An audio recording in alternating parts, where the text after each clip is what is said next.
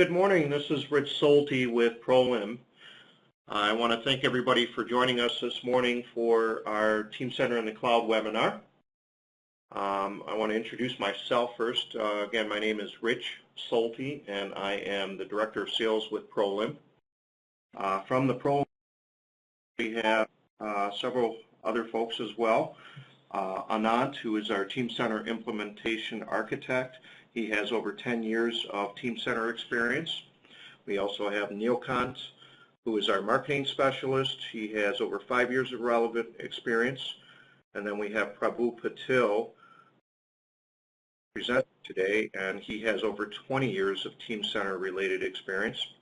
And then from Siemens, we also have Troy, who is part of their technical enablement team, and Troy has over 10 years of relevant experience.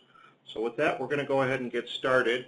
Everybody will be muted during the webinar, and if you have any questions during the webinar, feel free to hit the chat feature, and we will log those questions and answer them at the end of the webinar. And we'll open up things then for open. Good morning, everybody. Thanks for joining this webinar. Here is the agenda. Introduction we just went through. On the cloud, we'll be talking about cloud infrastructure, business case, Teamcenter on the cloud. We also have a quick demo of an AVI, and then we open the floor for a Q&A. So I wanted to just give a quick history of PROLIM and a little background. We are actually a global services provider. We have 3 offices in the U.S., 2 in India, and 1 in Europe. We've been in business since 2005, and we've been ranked as fastest growing companies by Inc. 500. Also a Future 50 company within Michigan and Future 50 within the greater Detroit area. Are a certified Siemens PLM software provider, as well as a certified Amazon consulting partner. Start with the Teamcenter. Most of you already are familiar with Teamcenter. Teamcenter is the rich, best-in-class PLM software in the world. It is providing a high return on investment to global customers in the world. Teamcenter, as you know, it manages from design, document management, bill of materials, process, requirements, digital manufacturing, visualization, supplier collaboration, quality. You name it, anything that is related with PLM, Teamcenter has that capability. Have been deployed Teamcenter in 13 countries in last 20 plus years. Today, to talk about the evolution of Teamcenter and Teamcenter on the cloud. Teamcenter, as you know, it is a future-proof architecture model to support changing business dynamics. As you know, Teamcenter is a flexible, secure, and proven technology. And it provides different options to deploy and different architecture. As you already know, it offers 2-tier architecture as well as 4-tier rich architecture as well. And the left-hand side, as you can see here, is a divisional. What we call is you can to many locations and connect it through a multi-site environment. You can pick what files and what documents you want to share with. On the right-hand side, you have a hub and a spoke model. You have a site 1, you have a site 2, smaller site 2 and 3 and 4. You can share that data, what you need, with the other sites on a need basis. The most preferred one is a central, where you have a central architecture. You can share the data with the central Teamcenter with FSC cache servers close to you wherever you are located. What SIM data is talking about Teamcenter? If you look at last 10 years, Teamcenter is clearly a leader in PLM space. And in terms of the market direction, IDC, when they conducted survey in 2013, and what customers are all talking about is focusing on information and not on the technology. And the number 3 on everybody's mind, CIOs and CFOs, it's to move to zero capital and transform the IT financial model. This is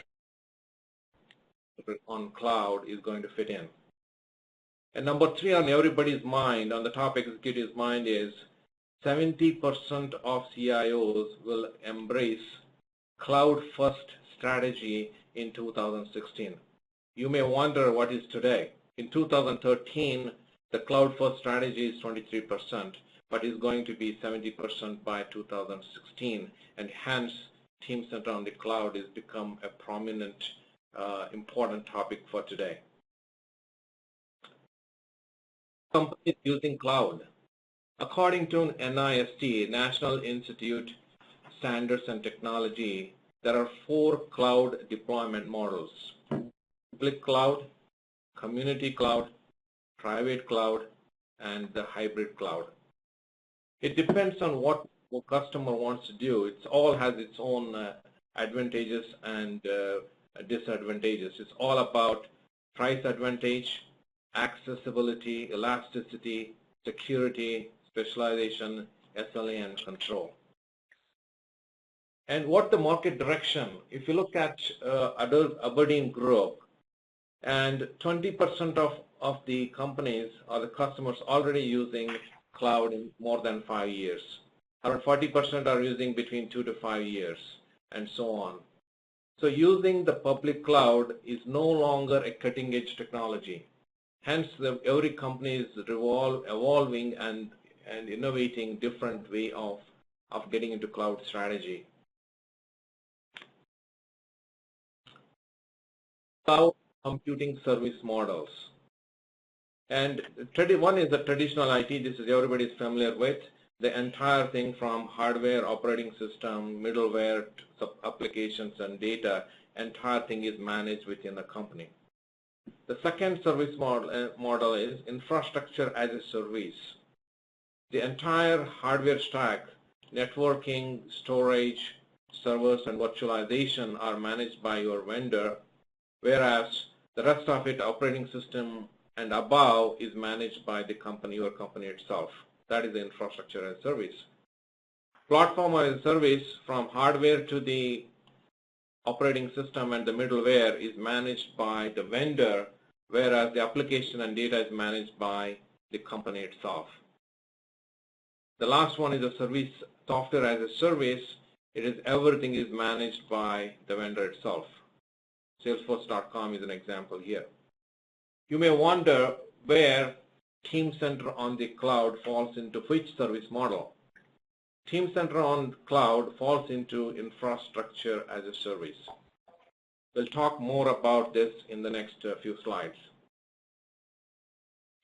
One of the key topics on everybody's mind a few years back was network infrastructure and the security.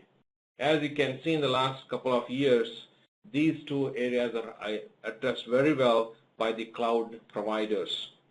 The networking security wise, there are 3 models. One is the AWS Direct Connect. This is a dedicated connection between your data center at the bottom here to the AWS in the top, a direct connection. The second model is a private cloud, VPC. You have the data center here within your network, and you have your own VPC in the cloud that you are connecting to. And the last one is the dedicated instance. This is a Amazon EC2 running on a private hardware as a single tenant. What are the cloud deployment considerations? There are total 5. If you look at the first one is the location, on-premise versus off-premise, infrastructure, heterogeneous infrastructure like different hardware stack on operating system stacks, or a middleware, middle tier, and the homogeneous stack. The business model, if you go for a on-premise, you have to invest and lock your capital by spending CapEx. If you are going for a cloud, they're pretty much going on operating expense, which is very good for startups, R&D, and matured models you want to jumpstart. Ownership. Own your own hardware or lease or rent. The management standpoint, self-managed or third-party or the cloud infrastructure provider managing your infrastructure. Going global. The beauty of this cloud infrastructure, you can manage your entire infrastructure on different devices, including the mobile device. You can manage and monitor your environment from anywhere.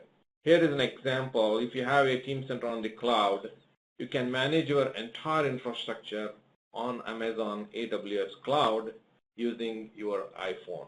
If you look at here on the left-hand side, you will see that you can manage all the AWS dashboard with your server's EC2 instances. How many are there, any alarm, and you can watch for the service health of it. And also, if you are looking for a CFO or a finance department, look at the spending on that infrastructure. You can also reboot your server. You can stop, add servers, everything from the mobile device, iPhone or app, Android device, or iPad or tablet.